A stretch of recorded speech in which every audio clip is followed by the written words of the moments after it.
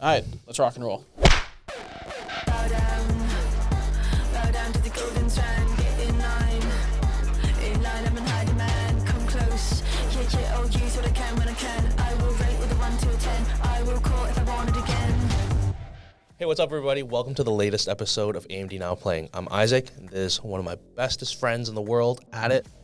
We're excited to bring to you some new content today, and so let's get it going.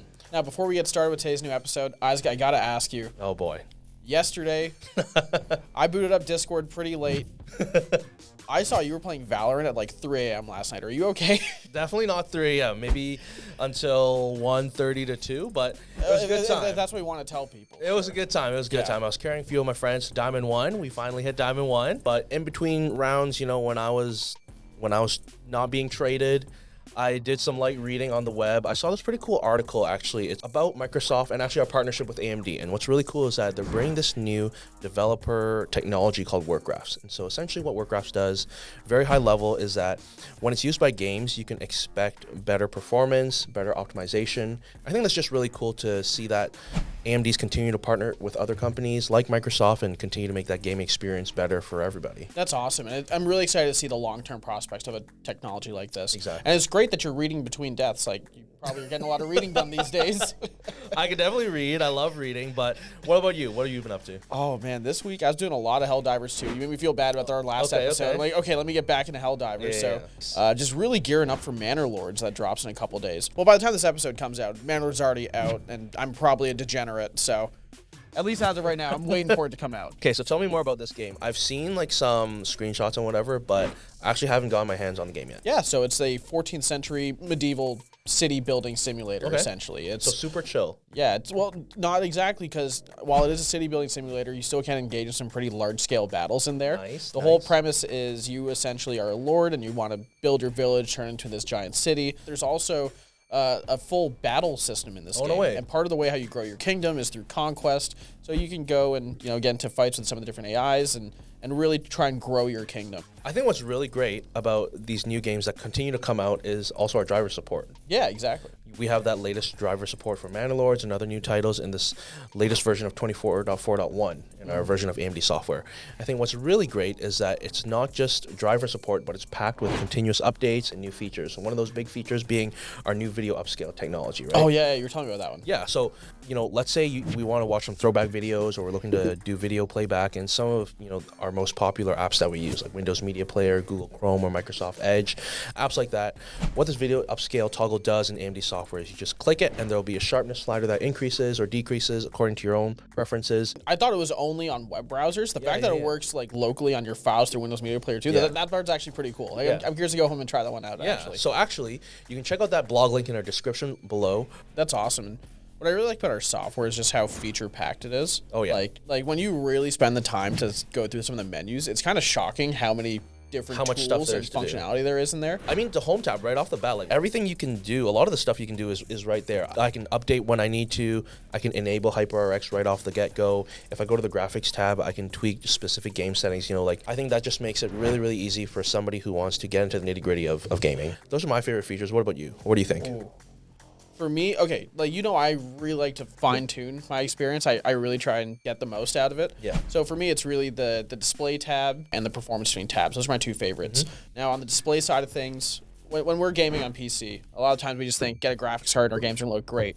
But our monitor plays such a big part in our overall experience. We have AMD FreeSync, which is our certification program for our variable refresh rate technology on our monitors. It's actually the largest gaming display ecosystem in the world with over 4,000 different displays that support AMD FreeSync. And for those that aren't aware what AMD FreeSync is, again, it's AMD's technology for variable refresh rate.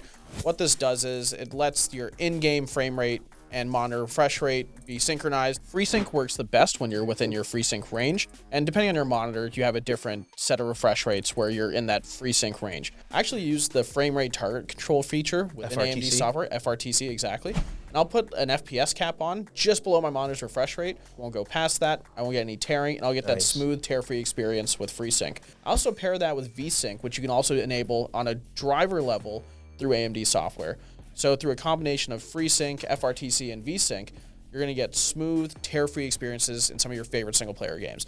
You will get a little more input latency with this method, but the visual experience is really nice, especially for those single-player titles. That's the biggest thing too. It's like we're not trying to like have screen tearing or like lag when we're trying to enjoy, especially some of those really amazing visual experiences in games. Exactly, and tearing for me is so distracting. Now, for those that aren't aware, so what tearing actually is you're seeing data from 2 different frames being updated to your monitor at the same time, because the way how monitors work is it refreshes the frame data from top to bottom. This guy knows his stuff.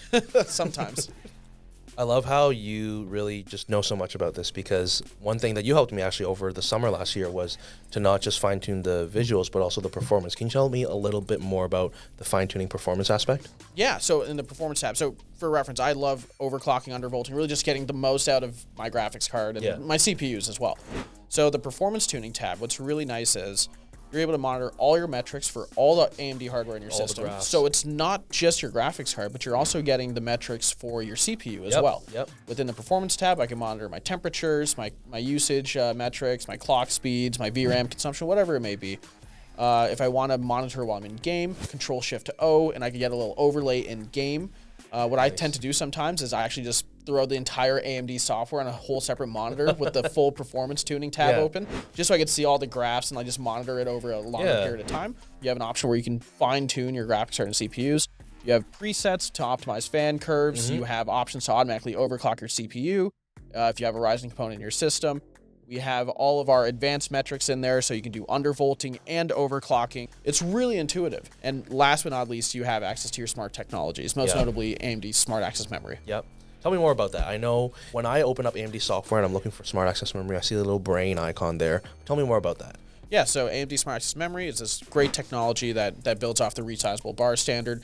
Essentially what it does is it allows the CPU to access the full memory aperture of the GPU. So what AMD Smart Access Memory does is it lets our Ryzen CPU talk directly to the AMD Radeon GPU, access that frame buffer, and really unlock some key optimizations. At times as high as 30% more performance in your games. That's insane. So you've talked about a lot about just a whole variety of things, right? What's really cool about the A+A platform, and I think it is very advantageous, is that we actually have a program called AMD Advantage. And so what that does, it alleviates those concerns for gamers. Exactly. It's really meant to simplify the process.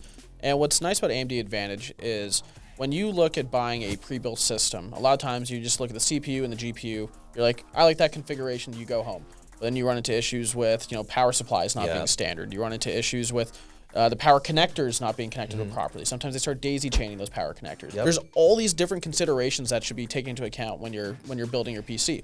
And if you aren't an expert builder, you aren't aware of these things, AMD Advantage just makes it easy. It worries about all the quality of life features, so your thermals, your power supply, your memory configurations. Takes care of all of it. It does all of it. By default, it'll have AMD Expo enabled, which overclocks your memory, so you get really tight timings and latency. It does everything you need to really get a great out-of-the-box experience with PC gaming. Actually delivers the latest technology, right? That AM5 platform within AMD Advantage. Yeah, exactly. And AM5, there's never been a better time to upgrade it. What's nice about AM5 is there's a different option for the type of gamer or creator you are. Right, if you're looking for something more budget focused and you just want, essentially baseline performance, just to experience AM5, we have our A620 boards, and they really give you a great entry-level feature set.